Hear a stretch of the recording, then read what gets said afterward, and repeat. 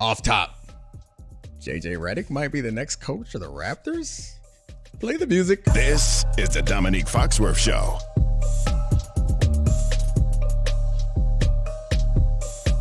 What up, Charlie? How we Welcome doing? to this very special show. YouTube audience gets a treat. Podcasters, you have to tune in and find out. What up, man? So JJ Redick's leaving us, maybe, potentially? Apparently, I guess. I didn't know that the first J in JJ stood for Josh McCown, but learn something new every day. It stands for Jeff Saturday. Oh. Yeah, that's the move. Jeff Redick. There it is. And so your name has to start with J and be on ESPN. So, I mean, coaching basketball is less challenging. So that's a jump that I think. I mean, we've seen players do it plenty of times. Jason JJ Kidd, seems to be a knowledgeable basketball guy and generally pretty likable, which I think is probably the most important skill for NBA coaches. I don't know if it's being likable, but it's the interpersonal stuff.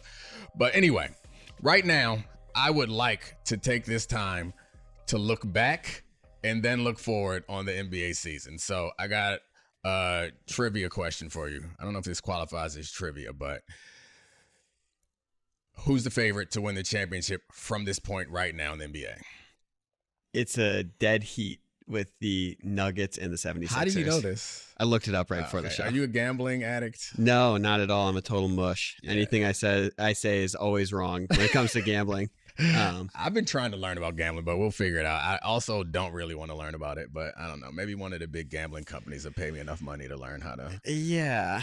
I mean, I think it's probably for the best that we don't know more about gambling. But anytime someone talks about gambling and they really know what they're talking about, they sound so knowledgeable about sports and that is that's the trick for everything though. Like I Yeah. feel like if you're inside, I imagine there's some gamblers who listen to the people talk about gambling and think they don't know anything about it. Yeah. Because I know that's how I feel when I hear when I go to my son's flag football games and I hear the dads on the sideline, and a lot of the dads, he plays on two teams now, and one of the teams that he's on, the dads don't know that I play football. Yeah. So they like on the side are like complaining about the coaching, and I'm like, you have no idea what the you're talking about. They're trying to tell you about like cover two beaters. Yeah, and stuff. they're trying to tell me like, man, why don't the coach just do this? Why don't the coach just do that? And I'm just like, I don't know, man. I just shrug my shoulders. Like, The thing that I get, which I'm sure you get all the time, is first of all, if you work in sports, you're just a hero to dudes everywhere. But I was at a wedding this past weekend, and you're like, hey, I'm like work on shows at ESPN. Immediately they like soft launch a topic. Like a take. What do you think about that Daniel Jones contract? Like, I don't know, a good year, whatever. I know. As soon as that is, it's just a setup for them to give me their horrible take. Their horrible take, but also whatever you say, they're gonna come in like they are the Stephen A. of it and tell you exactly how wrong you are. They launch their own 24-hour sports network, and you're honestly you are on defense for the rest of the night. All right. The reason why I asked the question was because the odds are very different now than they were before the finals. And before the finals, there were five Before the playoffs. Finals. Yeah. Before the playoffs, there were 5 teams ahead of them and 1 team tied with them, right, for the odds to win the championship. Those teams are Bucks, Celtics, Suns, Warriors, 76ers, and the Lakers were the tie team. Yeah. So I think we should use this show to look at a bunch of those teams because their future looks a lot different now, and we should kind of decide what they should or shouldn't do. So like for those teams like the Bucks, the Celtics, the Suns, and to be completely transparent, we're taping this on Wednesday morning. So the games may change the way that we talk about some of these teams, but I doubt it. Yeah. Because we don't think nearly as highly of particularly the Bucks, but any of these teams. But I want to start with the Warriors because I think they're the most interesting. Hands down. Yeah, and they're down 3-1. Yeah. They've won 4 titles. They were trying to build while also succeeding, which I mocked, and they still snuck a title out.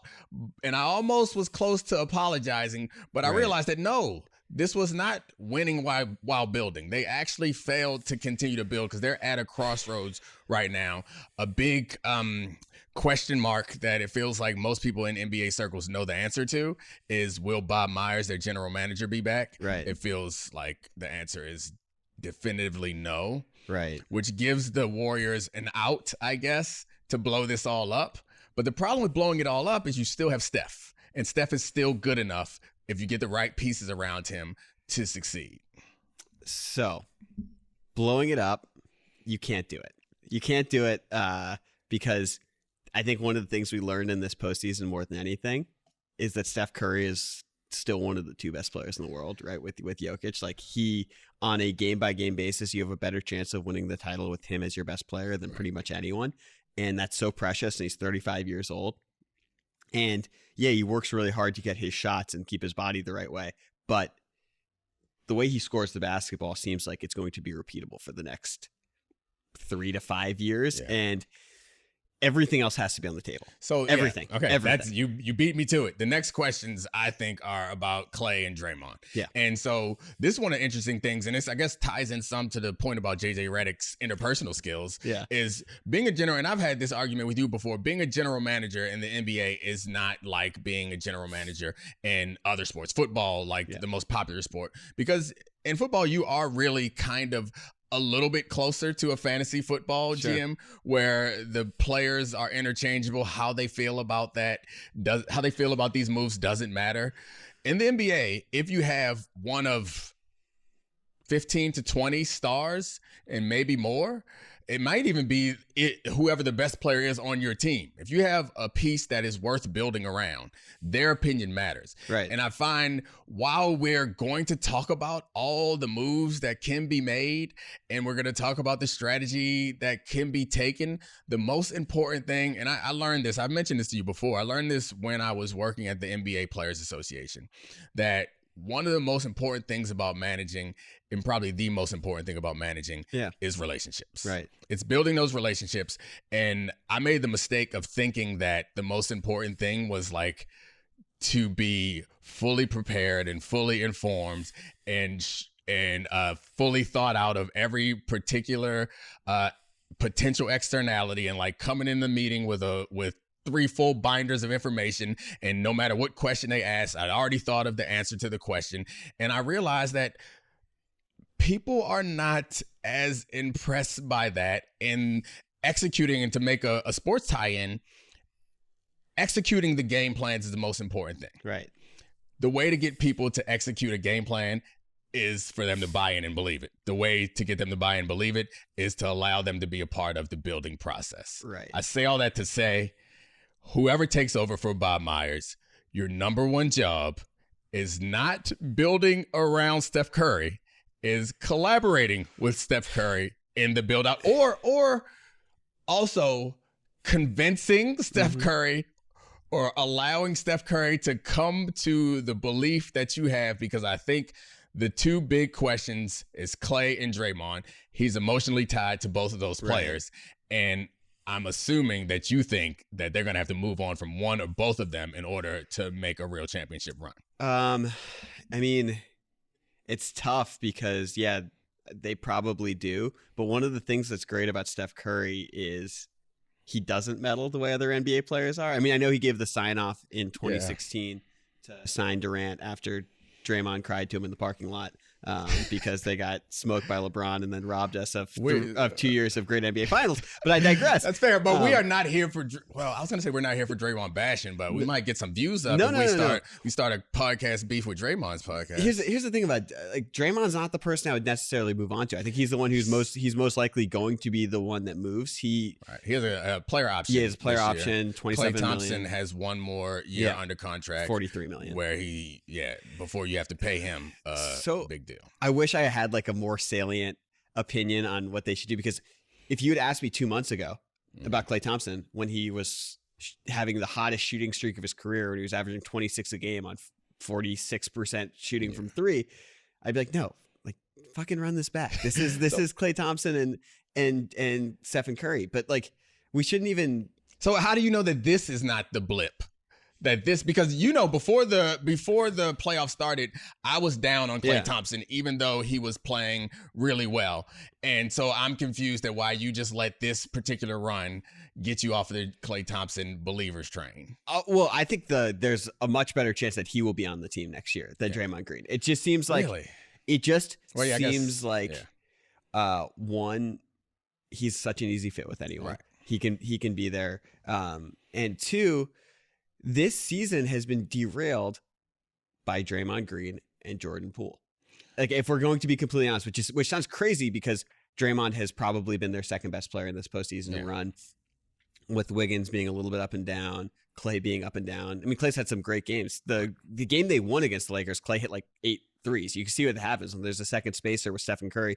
They're pretty much unstoppable with that, 1-5 Draymond, Steph pick and roll, someone in the corner, Klay on the wing. It's always you put the defense in rotation. But they have Jordan Poole. They signed him for $128 million. Right. He is an NBA minimum player. Whether he was always going to be an NBA minimum player because he was getting worse in last year's postseason before they re-signed him, or the irrational confidence guy is less confident after the team leader punches him in the face. I like starting with Golden State because it is just a great way to remind everybody that all my basketball takes aren't trash. Yeah. Because the Jordan Poole, I was all over that. That was a bad deal. I told you it last year during the playoffs. I told you during the offseason, and they didn't even have to sign to him. And now it's proven out to potentially, if they can't move him, he could be the salary that causes them to have to break up the big three. Yeah. And so the reason why the Steph Curry thing matters to me, and when you have a player like Steph Curry, you keep him around forever. Yeah. And you probably will pay him more than he's worth past the time that he's worth it, which is fine when you have one like that. Yeah. They got 3 like that. Yeah. And you can't be competitive if you're paying. And let's be clear. Draymond is only worth it to them. Yes. To paying. That is a huge part of it. I do not know how he fits with another team that doesn't have the spacing that the Warriors have. We've seen their offense be worse when they don't have the spacing that they had in the early runs of it. It's not only his style of play, it's also his personality. I think that his personality might be tougher to deal with in a situation where they are not perennial championship contenders. So I'm not sure. I think Portland comes up as a potential place because you feel like Dame commands a level of respect, and also Dame's style of play is, or at least his talents are similar to Steph, and they have other kind of shooters that he could fit in there. Oh, maybe. Yeah, definitely. And I mean, people have talked about Dallas too. No, not Dallas. I mean, maybe Luka needs to get a little punch in the face. Yeah, I don't think that Luka will respond well to that personally. He might need it, but he wouldn't respond well to it. The Curry, so the only reason I brought up the Curry thing about being able to collaborate with him is because you say that he doesn't meddle, but he's going to have to sign off on any big moves. That's ding, ding, ding. And that's the thing. And the personal relationship that he has with Klay and Draymond, I'm not going to pretend to say that I know it or understand it, but my guess is that through 4 championships that they've built some sort of bond. Right. And I know from being on teams that there's always a division in your team between the players and the coaches. Sometimes that division can get erased, which is nice. Yeah. But there's a division between that group and the management, right, the front office, and the owners. There is a us and them dynamic, and I feel like Steph is one of us, and they're going to expect Steph to be one of us. Yeah. And it's not even only just like to be friendly with them. There are people that he trusts and he's relied on. So do you think, I guess the final point of this question, or 2 questions, I think, is, do you think that they can be competitive if they pay both Draymond and Klay big contracts going forward? I mean, yeah, they can be competitive. They can championship competitive. Yeah, they can get lucky and have Steph going on an all-time hot streak and things be wide open. But here's the thing: is like why I think Steph will capitulate to what the front office wants and sign off on these moves is a couple years ago we had wrist injuries, we had tailbone injuries, we had knee injuries, we had shoulder injuries. We thought we were going to be careening towards the end of Steph Curry. We thought he might never have another championship after Durant. Like, something has been proved in this postseason that's very obvious, that it's like the 2018 LeBron thing, that this guy has reached a level where actually significant greatness is on the table. Like top 5 player, like not even just saying this, like this stuff matters. Like we talk about players getting faded away in history as new generations come in. Right. Curry is like a generationally beloved player who can have like a Brady-like final chapter and continue to win because of how great he is. And if he doesn't realize that or care about that in a certain way, Yeah, so I think if he realizes and care, I think you are assuming that he believes the only way or the best way to do it is without Draymond and Clay. And you're also assuming that he would, if he believed that was the best way, that he would care about that more than he cares about doing right by them or doing what he thinks is right by them. Yeah, that's a very good question. And the reason is like, he knows they could be better with more malleable wings around him. You think he knows?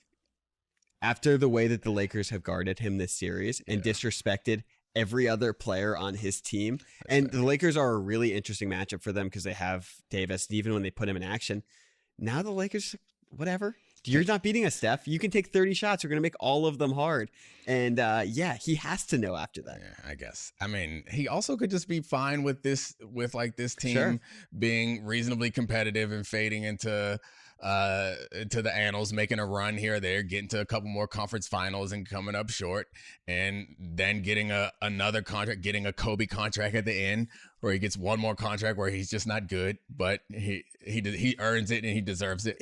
He's got like $1 billion from Under Armour and this like combined, like the financial aspect for him. I mean, obviously no one's going to turn out more money, but like what's on the table for him is like what we don't want to talk about, which is like him being the defining player of a generation that had LeBron James in it. That's what's on the table. It's not on the table. You know, sure. It's absolutely the hay is not in the table. barn though. He's like, I barned that hay a long time ago. What if he wins 3 more titles? Okay, the hay I have to unlock the barn. Yeah. He wins 3 more titles It's like, with the roster that he has now. Then we have to find the key to the barn. But I don't know. Is there anything before we move on? I want to do the Celtics next, but is there any move a fantasy move that you could come up with that could potentially, because it's hard to talk about they should move on from Clay and Draymond without talking about what they're replacing it for, because moving on just for the sake of moving on, like there may not be greener pastures. Well, they're sort of limited by the pool thing, but the one that's sitting there that is going to be like the name that's talked about for a lot of people who needs like I know what you're going to say because I say it all the time. Yeah, it's Karl-Anthony Towns. Yeah, and he'd be the perfect warrior because he can space, and he'd be like, he would call himself Splash Mountain. He would take that name. He would take it from Brooke Lopez. It'd be perfect. But like, I don't know if they have the capital to get that. Cat is one of those guys that you look at from a distance. It's like the toolsy quarterback. Yeah. Cat is a toolsy quarterback. You look at and like, Kyle Bowler. They using him wrong. Yeah. Like you see all the ability that he has, and from a like offensive shooting, like I'm watching the 76ers seemingly dismantle one of the better constructed defensive teams in the Celtics in the playoffs, all because Joel Embiid, well, not all because, but a major part of it is because Joel Embiid has range. Yeah. And that is the big key for Cat. That's like his big attribute is he has range. Yeah. Of course, he doesn't play defense like Embiid. He's not the athlete Embiid is. So I'm not saying he's like Joel Embiid. Does not play with force. Yeah. Ever. But can you imagine a 1-5 pick and roll? Instead of Draymond is Karl-Anthony Towns. Now you're taking L's on the other end defensively, but he's picking pop with Karl-Anthony Towns and real shooters in each corner. Like that's. See, I don't think that Draymond's like replaceable in the pick and roll. Like because he's a decision maker. He's like an all-time great passing forward, and so, like I get that, and I see the passes that he makes, and I don't for one second want to degrade the value that Draymond has to the team. He has a tremendous amount of value to that team, and I believe it offensively. But I do also think that a lot of the passes that we get all excited about, it's like a play that they run a lot. It's 4-on-3 fast break. Yeah. And the decision is pretty obvious.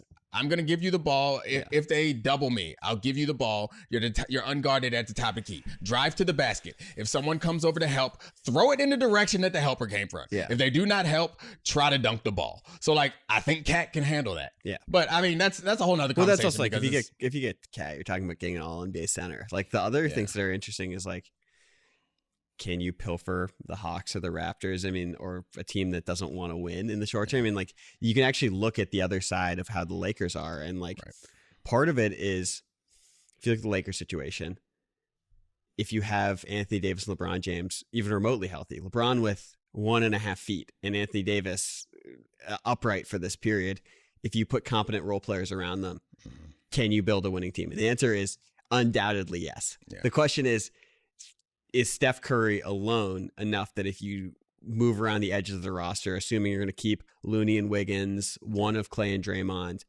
like, can you pilfer a Gary Trent from Toronto? Yeah. Something like that. I mean, obviously Siakam is another person who's been bantered about who, like, if Siakam was the Draymond replacement, you know what? I think Bob Myers might not leave, and he would do that in a cocaine heartbeat because you're just getting younger, taller, and another guy who can play center and pass the ball. But you know, that's almost in actuality what I think is the most appealing. It's not panicking at the fact that you're losing to a gigantic Lakers team that is healthy for the first time in 3 years.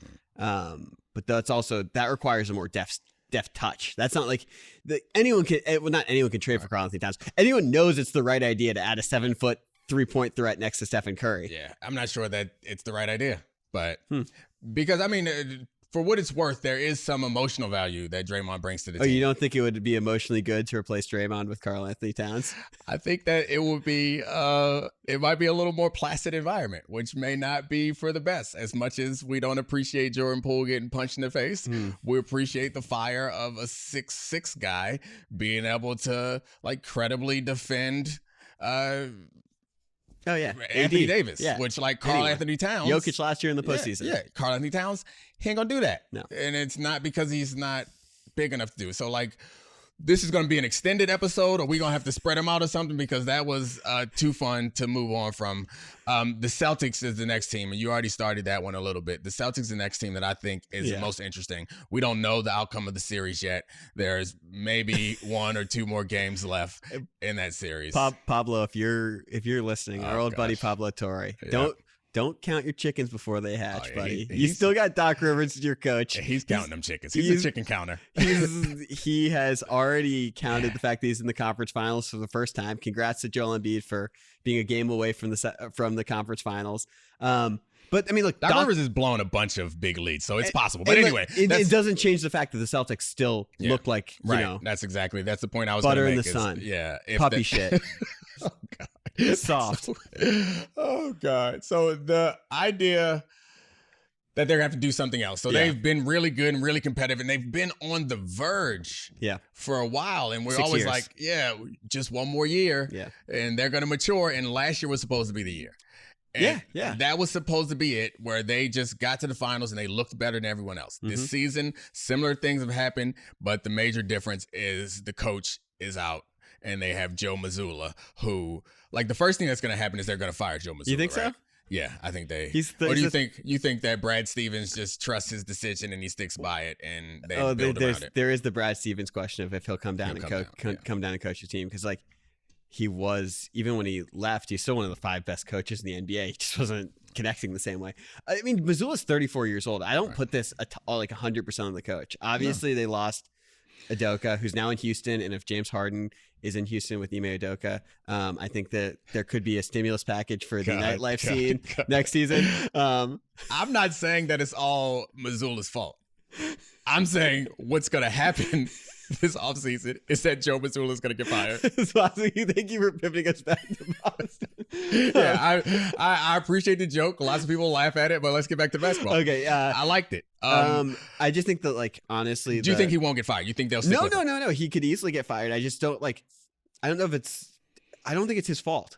That's not the point. Yeah. Well, they put a lot of faith in him. He's a 34-year-old head coach. He's the youngest coach in the NBA. If Brad Stevens and Wick Grossbeck think that he's a great coach and can grow into the job, like, we've seen young coaches stick around slightly longer in the NBA. Well, that's a bad hire. If you hired a person that can, this is, again, I hate to lean on my football knowledge, but if you have a win now roster, you get a win now coach, a win now quarterback. They have a win now roster. They did not plan to hire this coach. That's not the point. They had to hire somebody. There were coaches with experience out there. Yeah. They wanted to keep it in-house. They could have hired JJ Redick. They could have hired JJ Redick. They lost their, like, number 1 assistant to Utah, right? Who's and so awesome coach. We already know that. They're deep on their coaching roster. Yeah. Like that. My point is, You have a roster that is ready to win. Yeah. Get Jeff Van Gundy. Not that he's won a championship, but I mean, somebody with some experience. Oh I guess that's my point. And it's not that there are plenty of good basketball coaches out there. Yeah. And I'm saying that if they hired him because they wanted him to grow into a job, that was a mistake. That's fair. And if he is growing into the job, then we can't wait for you. Well, I don't. And so whether it's all his fault or not, it's hard to argue that he has not had errors in this postseason that are worth being critical of. Oh, Bud just got fired after winning a championship. So I'm confused why you seem to think that Joe Mazzulla's job is safe. Well, it's not that I think he's safe. I just don't think, like, you know, basketball coaching, you can really choose your own adventure with how you look at these guys. And the fit with Jason Tatum and Jaylen Brown, like, these guys have been anointed the next superstar duo for a long time. And last year it seemed like they went over the hump by making it to the finals. But if Jason Tatum is presumably on the level of a, you know, Luka Doncic and Devin Booker, you don't expect him to perform the way he did in the postseason, regardless of who's coaching him. That's fair. He's been bad last couple games, at least the start of the last couple games. Yeah, Jaylen Brown is probably the most limited all-NBA player that's going to make one of these teams as a guard forward. It's like, it's not even underrated, the fact that he is an unwilling passer and a not great ball handler. Like, the highlight from Game 5 of that Celtics Sixers series that will be on the championship DVD is Joel Embiid chasing down Jaylen Brown. That happened because Jaylen Brown couldn't keep his dribble past half court, where he fumbled the ball and then had to, like, part of me, it's like the fit with Marcus Smart, who is aging out of being. They brought Brogdon in to address that, and he hasn't been the solution. And they traded a first round pick and salary filler for Malcolm Brogdon. Yeah, like, no, but I'm saying that he hasn't been the solution. No matter how much capital they expended, they haven't gotten an answer to their problem. They're worse this year than they were last year, it feels like. Here's a question. Whose window do you think is closer to closing right now with the group they have? The Celtics or the Warriors? The Warriors. I think the Celtics. Yeah.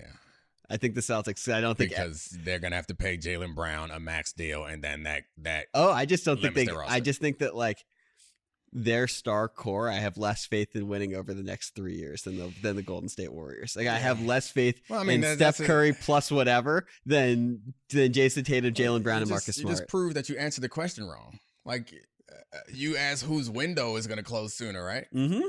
Right. So you believe 19-year-old Jason Tatum or 35-year-old right. You're Steph saying Curry. that you believe that their window is more concentrated, but it's going to close sooner. So, like, I understand you might take their window over that one, but anyway, the real question here is, do they move on from Jaylen Brown? Right? Yeah. Like, that's the Jaylen Brown and or Marcus Smart. These are their. I mean, I don't know. I think the Marcus Smart question is a different question altogether. I think that Marcus Smart can stay if they find an answer to the Jaylen Brown question. Mm-hmm. Is Marcus Smart becomes an issue because Jaylen Brown is an issue. Because Jaylen Brown can't handle the ball. Marcus Smart ends up with the ball in his hand in key situation. I guess you could blame Tatum for that also. Yeah. But that seems to be a lot of the issue to me, is like, I guess it depends on who you get or what you do for Jaylen Brown. Yeah. And I have options. Give them to me. Would you trade Jaylen Brown, who is likely going to make All-NBA this year, for DeAndre Hunter and DeJounte Murray? Okay, that's why you said the Marcus Smart issue, because that doesn't solve the Marcus Smart issue. Sure it does. Absolutely it does. DeJounte Murray is an excellent defender, and he's 6'5" and switchable. He is on the floor in crunch time instead of Marcus Smart. Agreed, but he's on the floor in place of Jaylen Brown. Marcus Smart is... Hunter's playing the... Okay, yeah. So I guess that what I mean offensively... And by the way, those numbers actually work salary-wise. It matches perfectly. Almost dollar for dollar. All right. Well, I think... Who says no to that deal? Knowing Atlanta has too many guys, and granted they traded 3 first-round picks for DeJounte Murray, but I think they would have traded 3 first-round picks for Jaylen Brown over this last summer too. Yeah. DeJounte Murray is going to be the... So then you have 2 players to fill in for Jaylen Brown is essentially what you're thinking. These 2 are going to replace Jaylen Brown and Marcus Smart, but mostly Jaylen Brown. And it's like you're going to get his defensive prowess from one player, his offensive ability from the other. Sort of from both of them. They're both two-way guys. I mean, DeAndre Hunter is sort of like... DeAndre Hunter? Yeah, he scores 15 a game. He's a streaky shooter. I mean, he's like, I guess that's. He's like the poorest man's version of Jaylen Brown. I haven't watched a lot of Hawks, to be fair, but those feel like counting stats because I don't feel like. Oh, he won't be there when it matters. That's the point. He'll be Harrison Barnesing. That's the point I'm making. And I know you know more, you watch more basketball than I do, so I was a little nervous about coming at you, but it feels like I'm right. Oh, yeah. That you are not actually solving the problem that you want to solve. Oh, the biggest thing that I would like to see with the Celtics team is playing like, and I guess I'm not even sure DeJounte Murray totally fixes this, but like a real point guard with Jason Tatum. Wasn't that supposed to be what Brogdon was? Yeah, but Brogdon's 30 years old. He's had a shattered foot, and when he can play and be healthy, he's awesome. But I think that's exactly, I mean, Brogdon's a much better shooter than DeJounte Murray ever was. Yeah. But having someone who can like effectively run the pick and roll, be a two-way player in their prime, and distribute the basketball, like, I hate to, bring it back to the Warriors, the Lakers, all these series, but when there are multiple ball handlers on a team that are really comfortable with the ball, that's when you get to crunch time and all these different guys score. Yeah. And the Celtics, to me, their offense always has seemed laborious down the stretch of games because they don't have a, really calm it down ball handler, passer, and distributor. Like, I can't think of other than Al Horford, an above average passer that's been like on their roster who plays crunch time minutes. I was just thinking about how the Lakers, this is the first team to be built around LeBron that is not just 3-and-D guys, but then it hit me while I was thinking of that. This team is not built around LeBron. No. Like, it's built around AD, and that's why you have a bunch of like ball handlers, because a traditional LeBron team, you don't need a bunch of ball handlers because who's handling the ball? LeBron. Yeah. And I mean, that Lakers team also just got incredibly lucky with that Westbrook trade. Yeah, that was like, if they win the title, I think we might look back on that as one of the the most fascinating trades in NBA history. And nobody's giving Le GM the credit he deserves. Y'all all hated on LeBron when he brought Westbrook in and tried to absolve Pelinka, but now Pelinka gets all the credit for this deal. It's hilarious. No one's blaming the GM for this one. Le genius. So here's another one. I want to know what you think about this one.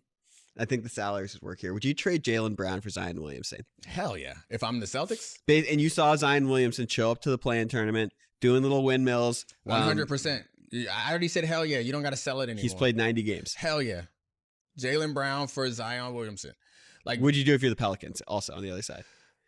You have a nice roster. You have Brandon Ingram, who would actually fit better with Jaylen Brown. And Brandon Ingram is like Jason Tatum, but better ball handler and passer. Worst player. From a style. Yeah, he's a worse player, but he's better at all these other things. But I got you. Yeah. From a style standpoint, it feels like he's moving down there. So if you have, I guess what confuses me is why you would think it's a bad connection in Boston, but a good connection for the Pelicans. Because if I'm the Pelicans, I'm not trading Zion. It takes much more than a fringe All-NBA player for me to trade Zion. Like, trading Zion, who has the potential to be a franchise centerpiece. Yeah. I'm not moving him unless I think what I'm getting back wins me a championship. Yeah. Like, I think about it for Kevin Durant. I mean, like, when Kevin Durant, you remember when Kevin Durant was available and everyone was talking Zion? People were talking Ingram too. Yeah, I wouldn't send them both, but I'd entertain just Ingram. Oh, like yeah. I'd entertain that conversation for Kevin Durant. Or if there was, I don't know, some collection of role players that I thought would put me over the top.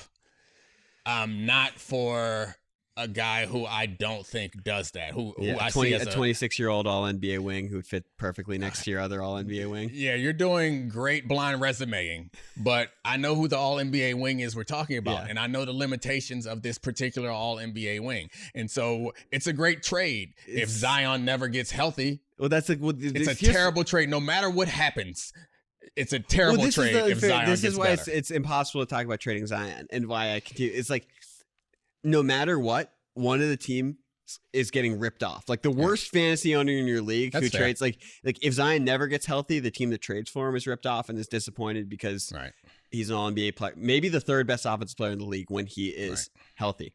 And if he does get healthy, the Pelicans are ripped off. Yeah. But the Pelicans, from their perspective, I don't know if they would ever if they're going to get a return right now for Zion. And this is, I guess, why you can't trade him. I don't know if you'd get a better return than Jaylen Brown because the team was a 1 seed when Zion was healthy.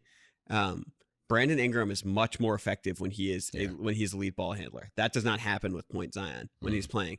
So it's like, and Point Zion was a thing, but that may not be the best way to operate the offense. Like, well, it's certainly not the best way to fit them together. He hasn't played long enough for them to figure it out. But best case scenario, from a talent standpoint, if they don't match, you have to get rid of one. It ain't Zion. Yeah, but Ingram is like, the thing about Ingram is like, I can't think of someone who's actually more underrated at this point because he just goes out there and scores 25 a game in like multiple years. He's 24 years old. Okay, you have Trey Murphy, you have Herb Jones, you have Jaylen Brown, you have Ingram, you have CJ McCollum, you've got you probably aren't winning the title, but you are probably a top 4 seed in the West if you flip Zion Williamson for Jaylen Brown and you're in the dance every year. It does feel more and more like the NFL where it's just like you just want to get into playoffs. Yeah. And you might be able to figure some things out. Also, like at a certain point, if you're in New Orleans, aren't you just like, this is never going to work with us with Zion Williamson here? We're not at that point. We're not. When you have players, you as a former player in the locker room, like CJ McCollum basically being like going out there being like, yeah, we all know what the problem is. And the insinuation is that Zion's not in shape and not taking it seriously enough. And, he's not a child anymore. Back to the way back to the Celtics. No, not back to the Celtics. Back to the way that I originally opened this. Yeah. Is that interpersonal stuff matters. Yes. When you're managing, because I don't know how Zion feels, but I know that, or what's going on there, but it does feel like there is some. I'm laughing because are we taking it all the way back to the bubble when David Griffin was playing the piano for him in his hotel room in Disney World? Are we going all the way back to the Damn right. You serenade him if you got to. If that becomes a job requirement, you better get some piano lessons. It's the NBA is weird that way, where the most powerful, the most influential assets, not just to your team, but to your whole league. Yeah. Are superstars. Like LeBron has been the most valuable asset for the entire league. Everybody's made more money because he's been somewhat happy and treated well. Zion has the potential to be that player also. So when it's all collected into one huge body, yes, it matters how they feel. It's like you want to think about players as capital, and you want to think, or a lot of people want to think about players as assets and capital. But imagine that the most important asset you had, the machine that makes all the widgets that you sell, imagine that machine was finicky and broken. You would bring somebody in to fix it. So that's the point that I'm making, is that they need to figure out how to fix it. You got to figure out what that machine wants. I'm trading him. He can be next to Jason Tatum. They'll make beautiful music. I would love to see them play together. That'd be great. Zion, and this is what I want to see. I feel like Zion wouldn't look good in the Celtics jersey. I don't know why. You think he'd look like when Shaq got in the Celtics jersey and that the white with the green piping just looked real wide? Maybe just give him number 36, unretire it for take it back from Shaq. I never valued the old Celtics jerseys until we have to see these newfangled ones. I love the Celtics jerseys, the old ones. The old ones, they're amazing. They're just the classic ones, and maybe this is just because we're old now. Yeah. Because I loved New Jerseys when I was young. Yeah. But these New Jerseys with the cursive Celtic and it's like black and gold. And it depends on the team too, because it's like you never take the Yankees out of pinstripes or like things like that. When teams have good uniforms, you don't need to change them. It's like the Raiders in football or the Cowboys. Like you don't need to change those uniforms. They rock. But I mean, the Cowboys have good uniforms that aren't the traditional Cowboys. Well, I guess they all are variations of the traditional Cowboys uniforms. I was thinking about the 95 ones that were, except those are just like throwbacks, essentially, with the stars on the shoulders. I love those ones. Those are great. Sick. Those 95, what's that 90? I know the 95 49ers jerseys are amongst my favorite. And the 49ers have classic jerseys. Yeah. But those like shadow lettering. Those are awesome. Those are the best. Yeah. And that was the same year that the Cowboys had those star on the shoulder ones that were pretty tight. Yeah. I don't know how we got here, but I like it. Yeah, I was just imagining Zion in that the white and green. So people hate these new Celtics jerseys, right? Yeah. Oh, yeah. Okay, I'm sure people Celtics complain about them all the time. Okay, they're atrocious. No. I pointed out the other day on Debatable that the Celtic, I never noticed or paid attention to the Celtic smokes a pipe. Corncob pipe. Yeah, it's ridiculous. If it was a cigarette, you think they let him get away with it? No way. No shot. I mean, what's in there? You could have meth in there, You rocks, coke, and all types of stuff in there. Hey, I'm gonna start a campaign. If any of the listeners have any stories about people smoking meth out of a corncob pipe, send those our way and we'll read them on air. I don't know what you smoke meth out of. I mean, I don't know. Do you think there's a corncob pipe meth crossover? Maybe. I don't know. You get desperate. You get desperate. Listeners deep in Appalachia are going to send us stuff from this. I think that this should be my newest cancellation campaign. It's like I'm going to campaign to get his pipe taken. Kyrie Irving was actually just anti-big tobacco when he was stomping Unlucky. I think that he's setting a bad example for our kids. Okay. And I am serious about starting this campaign that I want the pipe removed. You think Boston would be happy with me? Honestly, I cannot wait for you to get put in your cancel culture casket. I stay in there. Well, I guess you are. No, in this case, you would be the woke mob that Rodgers is pissed off about. Exactly. So you'd be uncancelable. I wouldn't be canceled, but I would be like, I stay on the conservative like sites. They always coming for me for something that I said or done. So I think that I'm gonna use this to get them to come for me again. I like that as a plan. Yeah, maybe we'll do some headline predicting at some point. Like, what is like Clay Travis gonna write about you being against? It's gonna be something about being woke, unlucky. Yeah. It's going to be woke, and there's going to, like, some... Well, they'll just use a picture. I was going to say there'll be some other insinuation, but they'll just use a picture, and they'll say, woke ESPN goon Foxworth comes for beloved Lucky. Lucky the leprechaun. Just leave. This is awesome. We're doing this. I'm doing this. Start the campaign. I don't know how... I need to re-record this where I'm serious or tweet about it in a way that's... Or write something. I might write a whole piece about how... Also, if you can...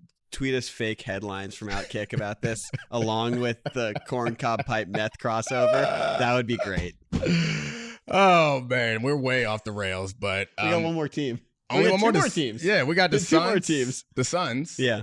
Let's do the Suns. So the Suns, they got KD locked up for 2 more seasons. Can they build around them? The question with Booker. Yeah, him and Booker. Yeah, Booker is better than KD at this point. Definitely. Or at least playing better at this moment on both ends of the floor. Next year, I assume that Chris Paul would be a problem, but he's only has half his contract guaranteed next year. And then none guaranteed the year after. Yeah, none. So they could be done with Chris Paul for a cap hit of about $15.5 million, which is manageable. The question is, who would they bring in, and what do they do with DeAndre Ayton? Because it seems that they don't want him. I don't know who's going to take DeAndre Ayton. Nobody wants him. I mean, first year of a max contract. We have video of Durant and Booker screaming at him in the last game, and Ayton just leaving the huddle and sitting by himself. The Ayton thing's funny because it seems like he's. It's not like they dislike him as a person. He's just like not that useful for them as a basketball player and very restrictive. He has so many useful skills. I still don't understand why he's not better, or why people don't like him more. Because like this is fine. He's just a boring player. But he's just a fine, boring player. He has the attributes that are hardest to find in a modern big man, in my view. He may not have some of the attributes that are easy to find, which bothers people. But this is so. When I talked about the beginning of the show, how you mean like 7 foot and agile and can jump really high. Yeah, when at the beginning of the show, when I talked about how I was super right about some of my basketball takes, this is the one that I was very wrong about, because after their first run, I was so high on DeAndre Ayton. He also played the best basketball of his career that run. And it was just what I thought at that time was most important for a 5 was not getting played off the floor. The way you get played off the floor is if you can't hold up in the perimeter and switches, and if you are an offensive liability that they don't have to help off on you. He is neither of those things. He tricked you into thinking he was Jaren Jackson. No. I'm not saying. So Jaren Jackson, he's everything that you want DeAndre Ayton to be. He's, yeah. He is, I guess. But you don't have to be Jaren Jackson. I guess my point was, I knew that height would matter at some point in basketball. And even though everyone at a certain point in the league, everyone was trying to go small. Yeah. The reason why they were going small was because they could not have a big man who could stay on the floor. Well, so if you're big with skill and lateral ability, of course, it's better than being small. I guess my point was the hardest thing at that moment to find was shooting. Just generally shooting is always hard. And a big man who cannot get run off the floor by the Warriors or anybody else's small lineup. He fit that. And he's not aggressive enough, or he's just not a developed offensive player or defensive player. He's just not. Like, he's like, first of all, his job should be really easy. We thought about this. It was just going to be screening, sealing, rolling with amazing pick and roll ball handlers. He's just not a developed offensive player, and even in that role, he's not dominant. Well, he doesn't do that anymore because Chris Paul is not a part of the offense anymore. Booker and Durant are also amazing pick and roll players. Yeah, and this is maybe a lapse in my memory, but I remember when I fell in love with DeAndre Ayton, it was in the playoffs when Chris Paul was doing pick and rolls. Yeah. And Chris Paul at the head of the pick and roll is something different than Devin Booker. And literally, and I'm trying to think he's his own economy getting centers paid over the last 20 years. Good for him. And good for them. I'm trying to think of times in my head in these recent series where they actually ran a pick and roll with the intention of getting him a dunk or getting him the ball. So like, where it's like an easy read for him. Yeah, it hasn't been the case. But anyway, I mean, it seems clear that they want to get. Let's stop dancing around it. They're gonna have a huge hard time moving DeAndre Ayton. They're not gonna get value back. Maybe they flip him for Jordan Poole. Lose. Yeah, that is, no. But the bigger thing is, you don't think Ayton works in Golden State? You don't think Ayton works anywhere? No, Ayton Golden State would be the biggest disaster. He'd have to make so many decisions so quickly, and he's not just like. I mean, obviously he's better than James Wiseman. But you think playing you think Golden, you think Looney makes a lot of really good quick decisions? I think Looney's just better than DeAndre Ayton. Yeah, he's he's just a better basketball player. So even if you put him on the Suns, he would be better than DeAndre Ayton. That's fair. That's fair. I'm a sucker for playing for the Warriors is like playing for Kyle Shanahan, where it's like you better play the fucking system. Yeah. I think I'm a sucker for, as we established earlier in this, is like the toolsy guy. Yeah. Oh yeah. Because if you look at Ayton, you run Ayton through a combine. Those big white quarterbacks. Oh my gosh, they're my favorite. I mean, if you run him through a combine and run Looney through a combine, you come out like, man, give me the one who looks older but moves younger. Yeah, and ironically, the one without two arthritic hips, but still, Looney's just so we don't have to dance around it. The question with the Suns is, did Kevin Durant actually give them a window? Because he is putting up 30 points a game in the postseason. He is still unstoppable at certain points. He's clearly been the second best player on that team. It clearly hasn't made them an offense so unstoppable that like we thought it was going to be. And he's going to be 35 next season. He's there for 2 more years at least. And you trade for Kevin Durant to win championships because he's one of the 15 best players of all time. The only thing about this, so my assessment of this would be you get a window with Kevin Durant. And so you always do that trade. The problem with that assessment now is it appears that Devin Booker has taken a step, or I wouldn't say a leap, but he's taken a step, a very small step, but an impactful step as far as a player is concerned. He seems like the type of player that is good enough to be the number 1 player on a championship team. Absolutely. He's which I'm not sure he looked like that in previous seasons. He is one of the 10 top 5 players in the NBA. Okay. So the question is, would he have made this leap or this step without KD being there? And if the answer to that is yes, then would you have been better off being more patient and strategically building around him with the picks that you have and the Bridges and Cam Johnson and those guys than going all in with Durant for this year and next year? I am going to surprise you with this. I love Mikal Bridges, but I wouldn't panic if I was the Suns. Yeah. I genuinely think this. Phoenix is a great place for professional athletes. Yeah. Professional athletes love Phoenix. They have a roster that is so bereft of talent outside of Durant and Booker that like all you have to do if you're James Jones is do what you had done before, which is actually put together. I'm not just going to think you can just put together a deep team in the offseason. That's fucking stupid to just say you can just do that. But on the smaller scale, You can put other NBA players out there. Like they'll be better next year than they are this year. That's the thing is, and like that's honestly, if you run it back and you're saying all of the pieces around him are at least competent, I think you aren't in panic mode at all. Yeah, and I don't think they have very many moves, so we can move on from that. I think how we get to the Bucks still disappointing for the record. How we get to the Bucks disappointing is debatable if they lose to the team that's going to be the eventual champs that we all believe is much better than them. It's like before the series, if we had said that, that's fair. But now we're watching and we know that they're better than them. So it feels stupid to say now. It's not like when we're watching the Celtics where we're like, no, you're better than them, but you're still losing. Like the Suns should not win this series. Right. If they force a game 7, then you guys know that, and I don't. But congratulations to the Suns. If they force a game 7, it's also just because Durant and Booker got so incendiary hot, crazy hot that it's just two guys scoring 90 points in an NBA game. It's hard to beat that team. I wanted to get to the Bucks and the Knicks, but I don't know if we got time for both. But we'll just do the Bucks. And Giannis is ready for next season. I'm sure you saw his tweet, which was like, I don't know, it came across so corny to me. He tweeted out, I'm tired of the disrespect. I'm coming, with a picture of him in the darkness on a bench. And this was in response to not making all defensive team. Yeah. Giannis, nobody's disrespected you, fam. Like Giannis we've been talking about you as being the best player in all of basketball for the last 3 years. I don't think you're getting disrespected. Longer, So yes, being left off the all defensive team seems foolish, but you're not getting disrespected. Counterpoint, Joel Embiid was gifted an MVP just because he complained about it for 2 years, being disrespected. Earned the MVP, by the way. You don't really believe that he didn't deserve the MVP. No, he was great. Okay, good. I was going to say, you're trying to blow up the show. Again, maybe he hasn't been great in the playoffs, but no, he's incredible. He has been.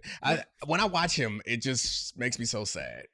Because even though he's playing well, it looks so uncomfortable. It makes me scared. This is and that makes me sad. Put a hole in the floor. I guess I feel it feels hopeless to me.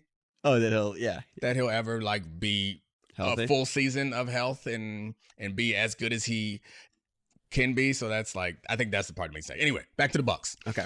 So they already fired Bud. Yeah, fired Bud. They might be hollering at JJ after he gets out of Toronto. Right. Find a new coach. Middleton has a player option that I assume he's going to exercise and become a free agent. Holiday has 2 more years on his contract, and he said that he plans to retire at the end of his contract. And Brook Lopez is also a free agent. How do they go about handling all of these decisions going forward? Because Middleton seems to me that whatever he gets, he's going to be overpaid by the end of it. I think he'd be overpaid immediately. So you'd move on from Middleton. It's hard in a vacuum because in the NBA you always want to keep the asset. Just moving on and letting him walk. Well, generally you want to move on from him in some capacity. Whether you want to upgrade, sign him and trade, or I think you want to upgrade the roster rather than keep him. But it's just that might not be an immediate option unless you can be Bob Myers, who somehow is able to turn Durant leaving into D'Angelo Russell, into Andrew Wiggins, into that's not always an immediate thing. But just letting Middleton walk, it's not like you're going to just get cap space to replace him. So you can't expect anybody to get something comparable to trading a healthy prime Durant exactly for Middleton. Or I guess they didn't trade Durant, did they? They signed and trade Durant. They did. Yeah. That's how they got the Russell contract, which they then flipped to Minnesota for Wiggins in a first-round pick, which became, I think, it was either Kuminga or what? It was Kuminga and Wiggins. Yeah. Okay. So I guess they could do the same thing for Middleton, but I don't know that there's a suitor out there that wants Middleton. But I guess that ability, he might be a Boston guy. Oh, yeah. He could be a guy that they add to that offense that's comfortable with the ball in those situations. Good pick and roll player. Yeah. I don't know how Tatum feels about that, though. Another 6'7" guy, another 6'7" wing. Yeah. I don't know. All right. So then the Brook Lopez question. I guess the real question is, obviously, as it seems to be coming the theme of the show, is your superstar has to be on board with the plan. Right. Giannis has presumably been it appears that he's more in the Steph Curry mold. Yeah, he's been super patient. Letting it all work around him. But the Coach Bud hire seemed like something that he was not willing to step in front of. So And he had, knowing in the past, he had tried to step in front of the firing of Jason Kidd. Yeah, he tipped him off for it and tried to stop it. Yeah. And I mean, he was critical in a very soft way in his post-game press conference of some of the decisions that Bud made. So it seems that Giannis is on board with that. So figuring out what the next move is feels like a Giannis call, or getting Giannis to buy into that call. You have 2 years to rebuild a championship contender around. Yeah, Giannis. It's not Phoenix. Yeah, as you argued, is a good place for professional athletes. Right. I'm not sure that players feel the same about Milwaukee, but playing with Giannis seems attractive. I don't know who. I mean, I guess Kyle Kuzma is a free agent that is not as good as Chris Middleton, but seems in that mold. See, this is the hard part.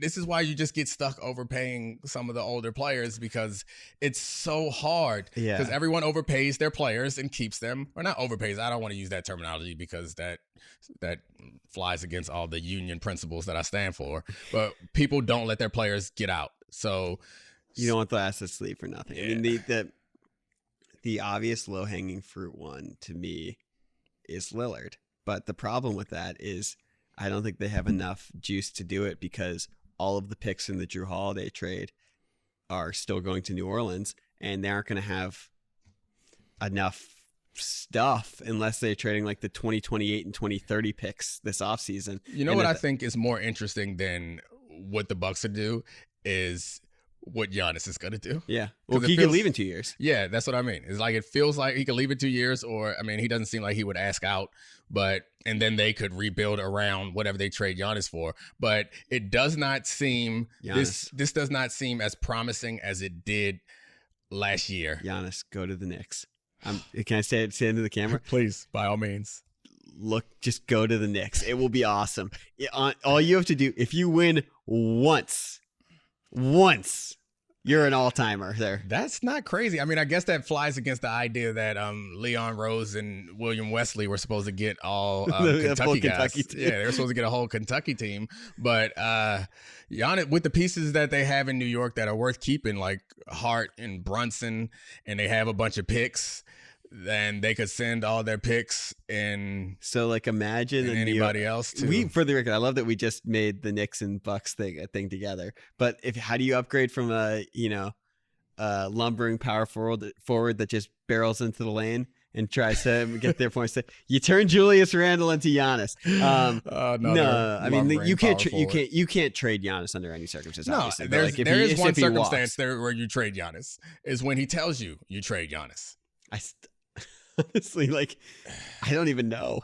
You don't know if Giannis, or you don't know if they would do that. Yeah, I guess try and, like, what happens if you don't? You just go out and almost win the title every year with them? We've never seen, I guess Kevin Durant was the first time that we saw a player. Poor KD had to wait 3 months. Exactly. So, like, you think that the Bucks would be like, nah. If Giannis is like. The Lakers did that with Kobe. They're just like, actually, we'll trade for Pau Gasol and not trade you. Yeah. But they had an alternative. They had an alternative. I don't know what the alternative is. I guess it's a pipe dream to think that it's something that they would do without Giannis forcing it. And it's also unlikely that Giannis is going to force it. The alternative is him just not falling on a basketball and injuring his back and them beating the Heat in 5. Like, too late. Yeah, but he already did that. They have 2 more years. And, like, this is, if we learned anything from the Russell Westbrook trade, it's that if you think you have a championship window, but you had a fluke injury, don't panic. Yeah. Just try and play. Like, if we really thought the Bucks were the best team heading into this postseason, running it back is not the worst thing. It is not the worst thing, because you can. You know what it is the worst thing for? It's the worst thing for a podcast. Yeah. Saying let's just run it back. Okay, well, we already had the Knicks. No, the Knicks hit. I'm just joking. That is a good spot to end, because I think you're probably right. That's a smart move. But I got caught up in all the fun of the show, and I was trading Giannis, or having Giannis demand a trade to New York. You were doing that. That wasn't me. It. Well, I thought he was going to go there in 2 years as a free agent. Then you had to demand the trade now. Oh, wow. Anyway, Milwaukee's going to hate us more than outkick the coverage. You're trading as Julius Randle for Giannis. Oh man, this has been a great show. Again, I appreciate you, Charlie. Thank you, Christina Buswell and Adi Khan and the good folks at Podville Media for hooking us up. All right, see y'all next time. This is the Domonique Foxworth Show.